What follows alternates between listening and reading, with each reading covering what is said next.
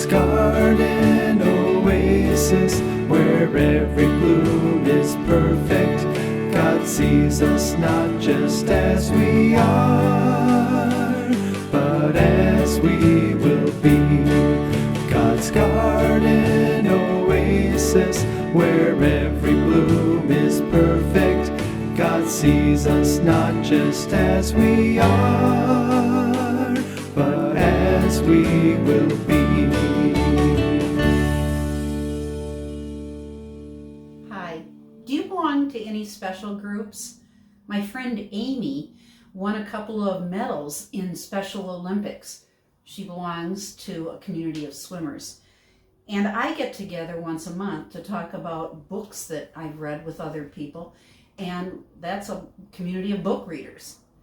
Well, I also belong to a very special group, and when you join us here, you become part of that group.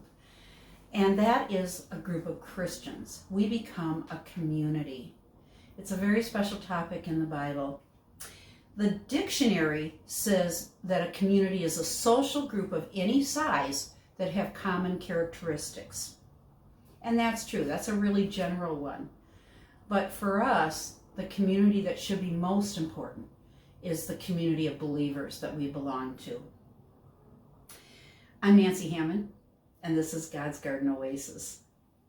In Acts 2, verses 42 to 47, it talks about what it meant to the early apostles to be part of that community. And it says that they shared everything. They came together in teaching, in fellowship, in breaking bread, and in prayer.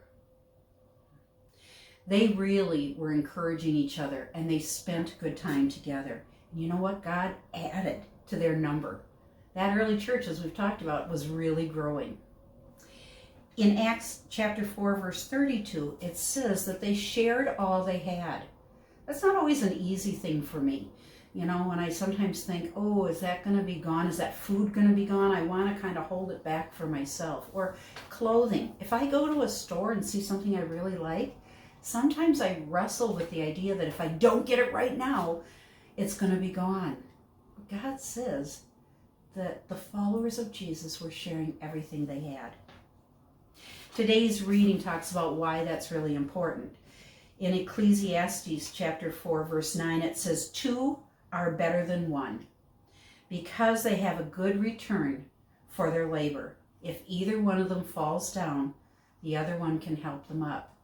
That often is a verse that's read at a wedding, but you know what? It's just very true for us too as believers. So keep that in mind. 2 are better than 1.